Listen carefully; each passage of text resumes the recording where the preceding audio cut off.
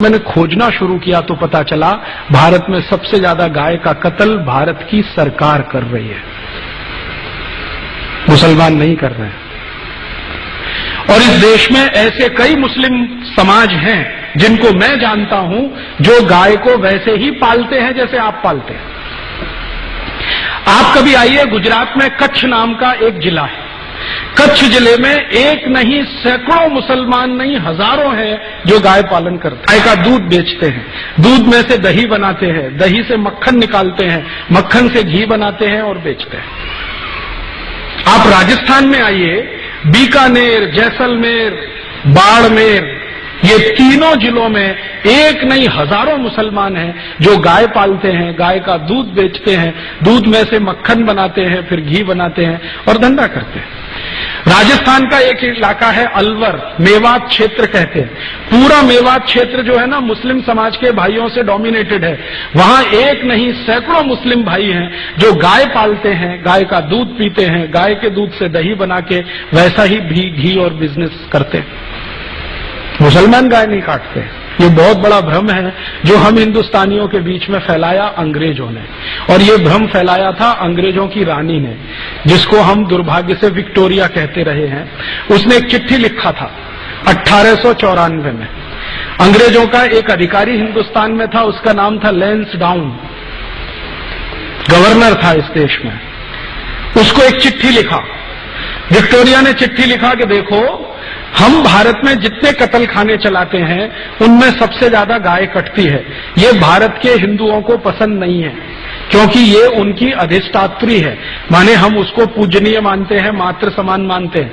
हिंदुओं को पसंद नहीं है और वास्तव में मुसलमान भी नहीं पसंद करते गाय को मारना और उसको खाना। गाय तो हमारे लिए काटी जाती है, माने अंग्रेजों के लिए काटी जाती है।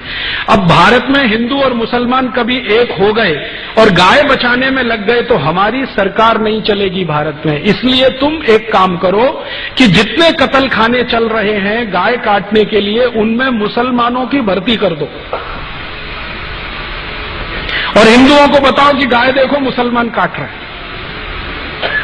तो हिंदुओं की भर्ती नहीं, मुसलमानों की भर्ती कर दो। हिंदुओं को बताओ कि गाय मुसलमान काट रहे हैं, कट हमारे लिए रही है, काट रहे हैं मुसलमान, खाते नहीं है, हम खा रहे हैं, काट रहे हैं ये। हिंदुओं को जब ये पता चल जाएगा, ये दोनों एक दूसरे को लड़ मारेंगे और ये लड़ने लगेंगे तो हमारी गद्दी सुरक्षित रहेगी और हम भारत पर 1000 वर्ष तक राज करेंगे। ये विक्टोरिया की चिट्ठी है, लैंसडाउन को 1894 में लिखी गई। इस चिट्ठी से पढ़कर मेरे समझ में आ गया कि पॉलिटिक्स क्या है इस देश में। पॉलिटिक्स ये है कि गाय कटे अंग्रेजों के लिए और लड़ते रहे हिंदू मुसलमान। हम एक दूसरे को गाली देते रहें, एक दूसरे की टांग खिंचाई करते रहें और अंग्रेज मजा करते रहें। इस तरह से अंग्रेजों ने वो एक जो पॉलिसी है ना, बांटो और राज करो, डिवाइड एंड रूल, वो ये है।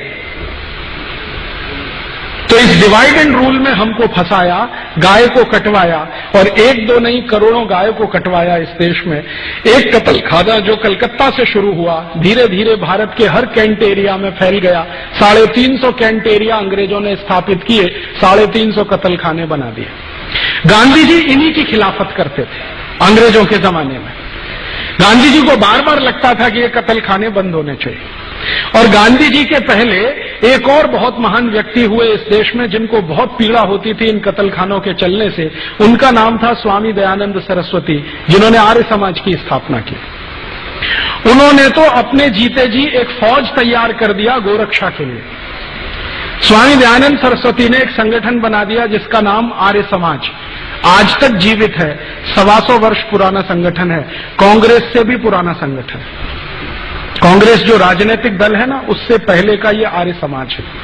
इसका एक ही काम था, गोरक्षा करना।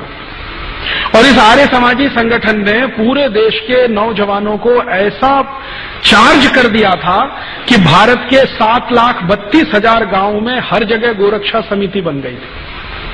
1870 से ये शुरू हुआ और 1894 में आकर ये आंदोलन अपने सबसे उच्चतम शिखर पर था। और 94 में जब ये आंदोलन उच्चतम शिखर पर था तो भारत के हिंदू, मुसलमान, सिख, ईसाई, जैन, पारसी, बौद्ध सब मिलकर गोरक्षा में लगे हुए थे। और अंग्रेजों के सामने एक प्रश्न खड़ा कर दिया था कि एक भी गाय कटेगी तो अंग्रेजों की खैर नहीं। तो अंग्रेज घबरा गए थे। इसी घबराहट में रानी ने चिट्ठी लिखी थी 1894 में कि अगर इस आंदोलन को तोड़ना है, हिंदू मुसलमानों को लड़ाना है, तो तुम ये काम करो कि सारे कत्ल खानों में मुसलमानों की भर्ती करो और हिंदुओं को बताओ कि गाय ये काट रहे।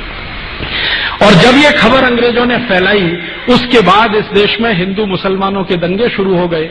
मैं आपको विनम्रतापूर्वक बताना चाहता हूं कि 1894 के पहले इस देश में एक भी हिंदू मुस्लिम दंगा नहीं हुआ। पहला हिंदू मुस्लिम दंगा 1894 दिसंबर में हुआ, रानी की इस चिट्ठी के बाद, और उसके बाद लाइन लग गई दंगों की। फिर क्या हुआ? आजादी का प्रश्न पीछे आ गया, गोरक्षा का प्रश्न पीछे आ गया, हिंदू मुसलमानों का सांप्रदायिकता का प्रश्न सबसे आगे आ गया। और अंग्रेजों ने लगभग 60-70 साल तक इसी आग को जलाकर रखा और इसमें समय समय पर घी डालते रहे। वो कभी भी ये दोनों एक ना हो जाएं, इसके लिए पूरी ताकत लगाकर अपने एजेंटों को उन्होंने भारत की बहुत सारी संस्थाओं में घुसा के बिठा दिया।